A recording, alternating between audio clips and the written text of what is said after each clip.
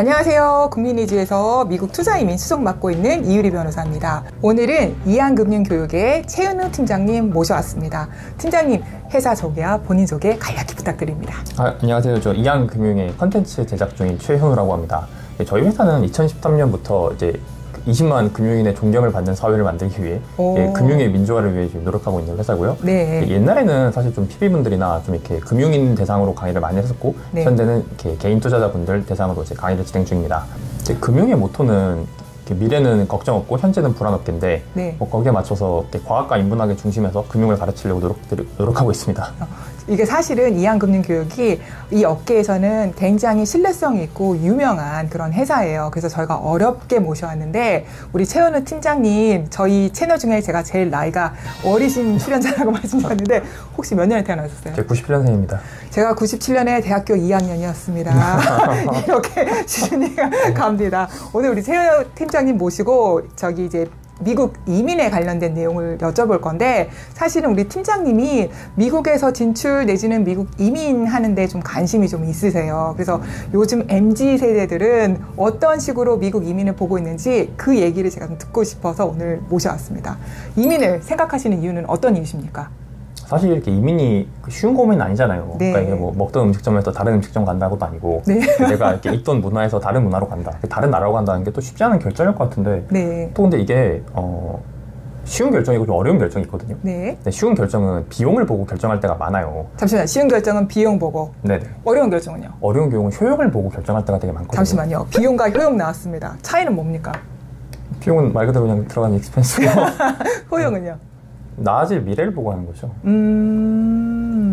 그러면 팀장님, 만약에 이제 미국 이민을 간다고 했을 때 우리가 얻을 수 있는 거는 어떤 것들이 있다고 생각하십니까? 이게 개인은 아무래도 좀 이렇게 문화의 영향을 안 받을 수가 없거든요. 좀 그런데 지금 현재 한국 사회가 너무 갈등이 심하잖아요. 맞아요. 저는 이 갈등 사회에서 좀 벗어날 수 있는 게 좀 되게 크다고 생각을 해요. 근데 이게 현재 갈등이 있어도 미래의 갈등이 나아지겠다는 확신이 있으면 저는 되게 괜찮거든요, 여전히. 그게 맞는 말씀이에요. 네. 근데 앞으로 이렇게 한국의 갈등이 나아질까 아니면 심화될까 생각했을 때 이게 나아질 거라는 생각이 잘 안 들더라고요. 그러니까 저희 지금 이렇게 경제적으로도 그렇고 정치적으로 그렇고 여러 가지 문제들이. 네, 맞아요. 그래서 저희는 세대를 두고는 연금을 두고 싸우는 사이고, 이제 성별로는 이제. 그래서 일단 연금 두고 싸우겠지, 우리 둘이서. 그러니까 일자리를 두고 싸워야 되고, 네. 앞으로 싸워야 될 일이 너무 많더라고요. 그렇죠. 근데 이게 문제는 저희가 출산율이 정말 많이 하락하고 있잖아요. 네. 그런데 저희가 가지고 있는 모든 사회 시스템들은 출산율을 2명에 맞춰져서 설계가 됐거든요, 사실. 네. 그래서 지금이야 의료보험이 미국보다 낫지만, 네. 앞으로도 미국보다 나을까? 그렇죠. 하면 그거는 사실 모르는 이야기거든요. 출산율이 지금 한국이 전 세계에서 제일 바닥이라는 얘기 들었거든요. 2050년에는 태어나시는 아이들보다 기존에 있는 분들이 더 넘어가는 그런 사회가 될 거라서 현실적으로 더 와닿는 것 같습니다. 이게 2035년을 미래를 예측한 게 한국 미래 보고서가 있는데, 네. 그 당시에 소득세의 60% 정도를 연금에 내야 한다, 아까 세금에 내야 한다는 얘기가 60이요? 근데 놀라운 건 네. 이 연구가 발표됐을 때가 2015년이거든요. 예. 그 당시 한국은 출산율이 1명이었어요. 그래도 1.05명이었어요. 예. 그걸 감안해도 60%를 세금으로 내야 되는데 지금 0.7이거든요. 그러면 더 올라가는 거잖아요. 내 소득에서 더 많은 그렇죠. 세금을. 그때는 또 저희 뭐 중위 연령도 이제 49세 이렇게 되면 네. 정말 쉽지 않죠. 그렇죠. 그럴 것 같아요. 사실 저번 대선 때 뭐 여러 가지 충격적인 결과들이 있었는데, 네. 그 중에 저는 개인적으로 20대 남녀가 정말 이렇게 정치 양극화가 심하게 나왔잖아요. 네. 그래서 그게 되게 안타까웠거든요. 이게 정치가 어느 정도 그 사람이 가지고 있는 삶에 대한 목표와 기대치를 그렇죠. 보여주거든요. 근데 20대 여성과 20대 남자들이 되게 이렇게 다른 기대치를 가지고 살고 있다. 앞으로도 갈등의 소지가 될 것 같다. 그다음에 현재 해결해야 될 여러 가지 문제들이 있어요. 미래 보고서를 보면. 네. 그러니까 대기업과 중소기업의 격차를 줄여야 되고, 네. 그다음에 수도권과 비수도권의 격차를 줄여야 되는데 이게 점점 늘어나고 있거든요. 그러니까 갈수록 격차가 더 커지고 있는 상황이죠. 그렇죠. 그래서 네. 앞으로도 이렇게 많이 싸워야 돼요, 진짜로. 서울 입장에서는 이제 지방이 세금 가져가는 도둑이고, 지방 입장에서는 서울이 인프라 가져가는 도둑들이거든요. 그게 맞는 말씀 같아요. 그거 진짜 맞는 말씀 같아요. 예. 이게 서울에서 문화 지수라는 게 있어요. 그러니까 문화 예술 공연이 일어나는 지수. 서울이 600이거든요. 네. 그런데 가장 높은 2등이 경기도인가 그럴 텐데, 그러니까 150이에요. 600에 150? 네. 야, 그럼 이거 1대4잖아요. 세종 이런 데로 가면 2.4예요. 헐. 그 뮤지컬 보시는 분들은 네. 그 뮤지컬도 늦게 끝나다 보니까 그렇죠. 또 호텔 예약하고 오셔야 되거든요. 맞아, 그게 들었어요. 서울에서 뮤지컬 보기 위해서 그 전날에 끊고 뮤지컬 보고 나서 숙박을 하고 내려가신다는 얘기 들었거든요. 그렇죠. 말이 안 되는 거니까 그거는 조금. 네, 그때 20만 원 되게 쉽게 깨지는 거죠. 그렇죠, 그렇죠. 근데 그렇다고 또 이렇게 서울에 찾아오시는 분들은 또 그런 이렇게 뮤지컬 보고, 그러니까 서울에 사시는 분들은 네네. 그런 인프라 보고 오신 건데 이제 그 인프라를 좀 지방으로 보내자 이렇게 얘기하시면 이제 그분들 입장에서는 용납 안 되는 거죠. 그리고 인프라는 다 나눠서 해야지 너무 격차가 커지니까 결국 전 그런 가정을 보더라도 좀 분배가 되는 게 맞을 것 같은데, 그렇죠? 그래도 사실 그 인구가 늘어나고 있다고 하면 예. 그래도 좀 희망찬 얘기들이 가능하거든요. 네네. 그래서 그 지금 뭐 춘천에도 사람이 늘어나니까 인프라를 더 짓자, 뭐 대전에 사람이 늘어나니까 인프라를 짓자, 이 논의가 가능해져요. 네네. 그런데 지금 인구수 자체가 줄고 지방은 소멸을 이야기하고 있잖아요. 네, 맞아요, 맞아요. 근데 거기에 이렇게 밑빠진 그 독 채우는 것도 아니고 거기에 왜 인프라를 지어야 하냐, 생산성이 없다 이렇게 얘기하면 할 말이 없는 거예요. 아, 그렇네요, 진짜. 그러니까 이게 사회가 전반적으로 신뢰로 굴러가잖아요, 사실. 네네네. 이 시스템이 존속한다는 가정하에 굴러가는데, 네. 이제 인구가 줄어들고, 이 시스템이 존속할 수 없다는 가능성이 들면, 네. 그때부터 사실 진짜 큰 위기거든요. 맞아요. 그런 것 같아요. 그러니까 지금이야 사람들이 이 문제를 해결하자는 사람들 사실 많이 줄었어요. 그러니까 지금 다 각자 도생에 대해서 얘기하지, 이 문제를 해결하자 이렇게 얘기 안 하잖아요. 그러면 우리 팀장님이 생각하시는 미래는 어떤 미래 생각하십니까? 아, 미래는 네. 시황차야 됩니다. 미래는 네. 다들 어린이들이 네. 어른이 되고 싶어 해야 돼요. 그러니까 최근에 제가 이렇게 어른이란 무엇인가에 대해서 이렇게 한번 얘기를 한 적이 있었는데. 네. 그러면 어른은 나이가 기준입니까? 정신이 기준입니까? 아, 전 정신. 정신이 기준입니까? 정신. 네. 근데 제가 약간 되게 후회를 해요. 제가 네. 거기서 뭐라고 얘기를 했냐면 네. 사회적 책무를 다해야 어른이다 이렇게 얘기를 했어요. 같이. 사회적 책무를 다해야 네. 어른이다. 예. 네. 그러니까 약간 그 청춘이라는 게 사실 좀 그런 거거든요. 사회적 문제를 해결하기 위한 무언가거든요. 네네. 아무튼 근데 제가 어쩌다가 근데 친구들이랑 같이 이렇게 짱구 극장판을 이렇게 모여서 봤어요. 짱구들 아시죠? 일본 애니메이션 있습니다. 짱구. 네. 그 어른 제구역 그 진짜 재밌습니다. 네. 꼭 보셔야 돼요.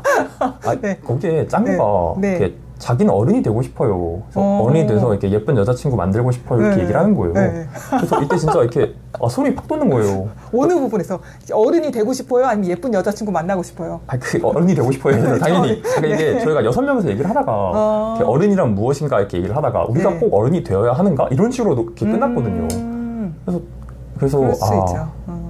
어른이란 생각해보니까 걔 꿈을 이뤄가는 존재였구나. 그러니까 청소년기에 꿈을 꿨다면. 네. 그래서 짱구는 어른이 되고 싶어 하는데, 우리 어른 6명은 모여가지고, 어른 되기 싫다. 이러고 있구나. 그래서 되게 좀 그렇더라고요. 이게 인간의 심리에서 절대 그 환경을 빼고 이야기할 수 없거든요.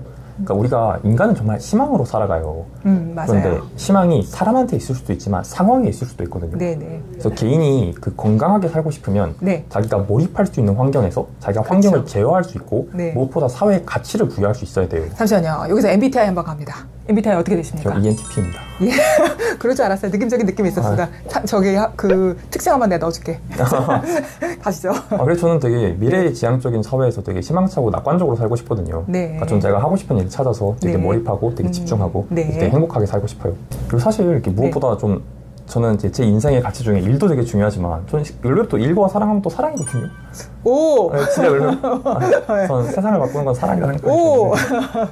근데 그 한국이 이렇게 애를 낳기에 좋은 환경인가 하면 좀 의문이 있긴 해요. 네. 그러니까 한국 사회가 지금 요즘 되게 개인주의가 심화되고 있잖아요. 네, 네. 그런데 이게 이 개인주의가 또 건강한 개인주의냐 하면 또 거기에도 약간 의문이 있거든요. 네. 그러니까 서양의 개인주의는 좀 인본주의적인 가치관에서 시작을 했어요. 네. 그러니까 프랑스 혁명에서 시작을 했는데 네. 한국의 개인주의는 사실 그 한국의 되게 거대했던 집단주의에 대한 반발로 나왔거든요. 그래서 원래 개인주의라고 하면 나라가 그 사회적 관용이 있어야 되거든요. 그렇죠. 그렇죠. 한국은 사회적 관용은 없어요, 사실. 1도 없죠. 네, 그래서 이게 되게 할 일이 많거든요. 그 인생의 숙제가 진짜 많아요. 그러니까 20대엔 뭘 해야 되고, 30대엔 뭘 해야 되고, 40대엔 뭘 해야 되고, 50대엔 뭘 해야 되고. 맞아요, 맞아요. 그래서 이게, 한국에 사는 사람들은 대부분 미생이에요. 그러니까 계속 살아남아야 돼요. 스스로를 해명해야 되고. 그러니까 이게 본인을 증명하는 사람이 있고, 해명하는 사람이 있거든요. 근데 한국은 계속 해명할 것만 있거든요. 너 왜 아직도 이걸 못했어? 너 왜 아직도 이걸 못했어? 그런데 이걸 해명하지 못하면 심지어 또 부끄러워야 되거든요. 그러니까요. 가끔 이렇게 어머니, 아버지가 왜 내 자식은 서울대 못 갔냐, 부끄럽다 이렇게 얘기를 하시는데 네. 그게 왜 부끄러워요? 그러니까 이게 서양의 부끄러움은 내가 정한 도덕적 기준에 도달하지 못하면 그게 그렇죠. 부끄러운 거예요. 그렇죠. 근데 한국에서는 부끄러움이 남복이 부끄럽다거든요. 그거 진짜 그런 거 같지 않아요? 정 감독님은 어떻게 생각하세요? 아무래도 타인의 눈치를 좀 많이 보는. 우리나라가 그걸 좀 심하게 더 그런 것 같아요. 내 기준이 아니라 남의 기준에 맞춰서 하는 것 같습니다. 그러니까 사람들이 아파요, 많이. 그러니까 최근에 수학과가 13% 가까이 줄었거든요. 그렇죠. 근데 와중에 정신과는 77%가 늘었어요. 그 중에 환자의 대부분도 청소년들이거든요. 어머, 너무 충격적이다. 네, 청소년들이 진짜 많이 아파요. 이런 기준 때문에. 네. 그래서 그 친구들이 자라나서 어른이 되었을 때, 그렇죠. 이것도 되게 많이 걱정이 돼요, 사실. 그 친구들 진짜 걱정 많이 돼요. 맞네요. 그래서 사실, 근데 제 애가 태어났을 때 그 환경에서부터 벗어날 수 있을까? 그러니까 제가 아무리 얘를 지켜주고 싶어도 그렇죠. 못 지켜주는 부분이 분명히 있잖아요. 왜냐면 사회 시스템이라고 하는 거는 개인의 의지로 좌지우지할 수 있는 부분은 아니니까. 그렇죠. 예. 네. 그래서 내 아이가 좀 행복했으면 좋겠는데 이게 한국이라는 사회가 조금 행복이라는 점에서 좀 많이 소홀히하고 있지 않나 생각 진짜 많이 합니다. 네. 지금 기준도 워낙 하나고요. 그러니까 획일화된 사회라는 게 되게 문제인 것 같아요. 네.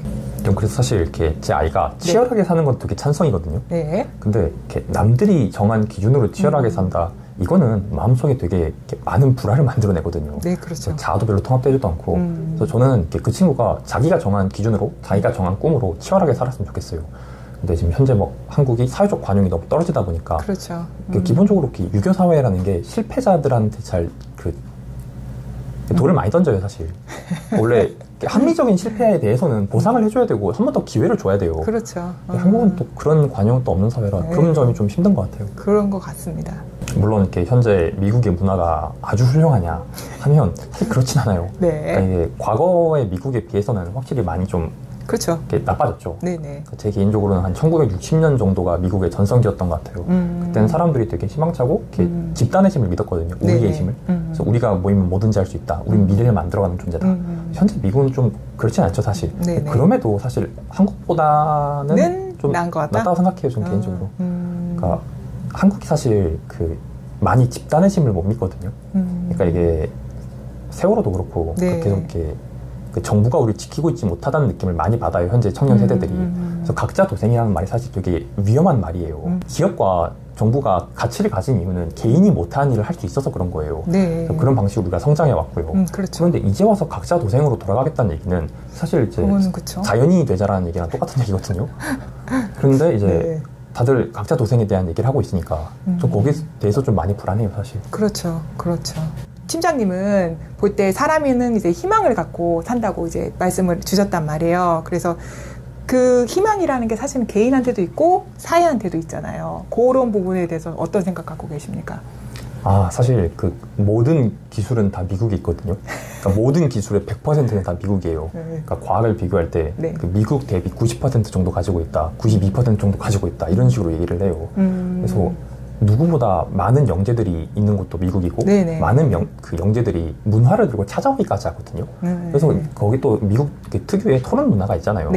토론을 하면서 언제나 더 이렇게 많은 문화의 욕망으로 이렇게 얘기를 하는데 기술적 문화적 발전들이 눈에 띄게 보이죠. 그러니까 최근에 디즈니 영화 엘레멘탈 같은 거 보시면 그러니까 이민자들에 대한 것도 그렇고 소울 같은 영화도 사실 좀 동양적인 색채가 좀 있었어요. 약간 좀 좀 영혼에 대한 그런 얘기들. 근데 그게 제가 알기로는 우리 한국 이민하고 나서 2세대 분들이 만드신 그런 작품들이실 거예요. 그렇죠. 시작을 왜냐면 이제 거기에 이제 뿌리를 내리셨고 나는 이제 이민자의 가족으로 와서 본인의 시각으로 이제 미국 사회를 보는 그런 걸 저는 느꼈는데.